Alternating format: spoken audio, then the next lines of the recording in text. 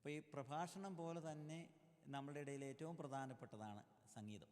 പുറം ലോകത്തു നിന്ന് മറ്റ് മതസ്ഥരിൽ നിന്ന് എഴുതിയിരിക്കുന്ന പാട്ടുകളുണ്ട്. വിശ്വം കാക്കുന്ന നാഥ വിശ്വൈക നായക, അതുപോലെ തന്നെ ഞാൻ ഉറങ്ങാൻ പോകും മുൻപായി, ഇങ്ങനെയുള്ള പാട്ടുകൾ ഭയങ്കര ഹൃദ്യമാണ്. ഒരു ആ വാക്കുകളും ആ രീതികളും ലഭിച്ചത് എങ്ങനായിരിക്കാം?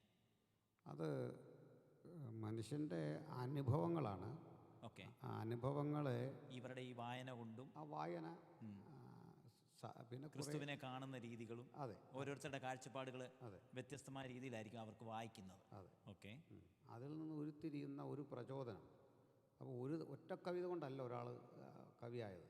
എത്രയോ എഴുതി എത്രയോ പേപ്പറുകൾ കീറിക്കളഞ്ഞ് എത്രയോ തവണ പരിശോധിച്ച് എത്രയോ വിമർശനങ്ങൾ കേട്ടാണ് ഒരുവരൊരു വിജയപ്രദമായ കവിത ആദ്യം എഴുതുന്നത്. ഇപ്പോൾ അത്തരം വിജയപ്രദമായ കവിതകൾ പോലും വിമർശിക്കപ്പെട്ടിട്ടുണ്ട്. നമ്മുടെ കൃഷ്ണൻ നായരുടെ ഒരു നിരൂപണത്തിൽ രസകരമായ കണ്ട ആണ്, ആരു വാങ്ങും ഇന്ന് ആരു വാങ്ങും ഈ ആരാമത്തിൻ്റെ രോമാഞ്ചം, ആരു വാങ്ങും ഇന്ന് ആരു വാങ്ങും ഈ ആരാമത്തിൻ്റെ രോമാഞ്ചം, അപ്രമേയ വിലസലോലയം സുപ്രഭാതത്തിൻ സുസ്മിതം. നല്ലൊരു സാധനമാണ്. ആര് വാങ്ങുമീ ആരാമത്തിൻ്റെ രോമാഞ്ചം. ഇത് ആരാമം എന്താണ്? ഈ മത്സ്യം പോലെ മത്സ്യം വിൽക്കാൻ പറ്റുന്നില്ല, പാത്രത്തിൽ കൊണ്ടുവന്ന് ആര് വാങ്ങുമെന്ന് പറയുകയാണോ എന്ന് ചോദിച്ചു വിമർശനം നടത്തിയിട്ടുണ്ട്. അപ്പോൾ അന്നത്തെ കവികൾ പോലും നിരൂപണ ലോകത്ത് ആക്രമിക്കപ്പെട്ടിട്ടുണ്ട്. ഈ TP ശാസ്ത്രമംഗലം എന്നൊരു നിരൂപകനുണ്ടാകും. ഈ ഗിരീഷ് പുത്തഞ്ചേരിയൊക്കെ എടുത്തിട്ട് വിമർശനം നടത്തുന്ന ആളാണ്. അപ്പോൾ അദ്ദേഹത്തിൻ്റെ ഒരെണ്ണം വായിച്ച് നമുക്ക് ചിരി വരും. ഒരു ഗിരീഷ് പുത്തഞ്ചേരിയുടെ കവിതയ്ക്കകത്ത് കുനു കുങ്കുമ കുയിലായി എന്നൊരു പ്രയോഗമുണ്ട്. അപ്പോൾ അദ്ദേഹം അതിനകത്ത് എഴുതിയിരിക്കുന്നത് പൂങ്കുയിലുണ്ട്, കറുത്ത കുയിലുണ്ട്, ഈ കുങ്കുമ നിറത്തിലുള്ളൊരു കുയിൽ ലോകത്താരും കണ്ടിട്ടില്ല. ഉണ്ടെങ്കിൽ തന്നെ എന്ത് ചെയ്തു, അതിനെ കുനു കുങ്കുമോ എന്ന് പറയുമ്പോൾ കുനു എന്ന വാക്കിൻ്റെ അർത്ഥം ചുരുണ്ടതെന്നാണ്.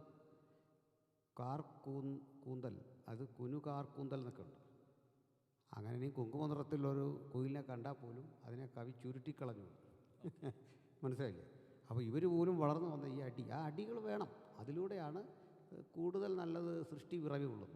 അവരുടെ അനുഭവങ്ങളാണ് അങ്ങനെ ആക്കി തീർക്കുന്നത്. അതെ, അല്ല മറ്റേ അപ്പുറത്ത് TP ശാസ്ത്രമംഗലം ഉണ്ട് എന്നുള്ളത് കൊണ്ട് നമ്മുടെ എഴുത്ത് സൂക്ഷിക്കണം. അല്ലെങ്കിൽ കൃഷ്ണൻ നായരുണ്ട്, കൃഷ്ണൻ നായരുടെ സഹോദരി പുത്രനാണ് ഇദ്ദേഹം. അപ്പോൾ അത് അങ്ങനെ ലോകമുണ്ട്. ആസ്വാദനം മാത്രം പോരാ, പല കാര്യങ്ങൾ അതിൽ ഒത്തുവരണം. ആ ഒരു പൂർണ്ണതയിലേക്കുള്ള യാത്രയാണ് ഓരോ എഴുത്തും. അപ്പോൾ ഇവർക്കും അത്തരം ചില പശ്ചാത്തലങ്ങൾ ഉണ്ട്. പുരോഹിതന്മാരെഴുതുന്ന പാട്ടുകളുണ്ട്, ഭയങ്കര ഡിവോഷണലാണ്. അവരുടെ ആ ദൈവ അവബോധത്തിൻ്റെ ഒരു തീവ്രഭാവമാണ് അതിൻ്റെ കാരണം. ഭക്തിയുടെ ആ ഒരു തലമുണ്ടല്ലോ. അപ്പോൾ അത് അങ്ങനെ രൂപപ്പെട്ടു വരുന്നതാണ്. നമുക്ക് പറ്റുന്നത് ഒരു പാട്ടിന് വേണ്ടി ഒരു പാട്ട് എന്ന നിലയിൽ പലപ്പോഴും കമ്പോസ് ചെയ്യുന്നു. പാട്ടിന് വേണ്ടി ഒരു പാട്ട്. അപ്പോൾ അത് വിജയിക്കാതെ പോകുന്നു. അത്യാവശ്യം ഈ കേട്ട് കൊള്ളാം എന്ന് പറഞ്ഞങ്ങനെ പോകുന്നു. അത്തരം ആ ഒരു സ്ഥിതിയുണ്ട്.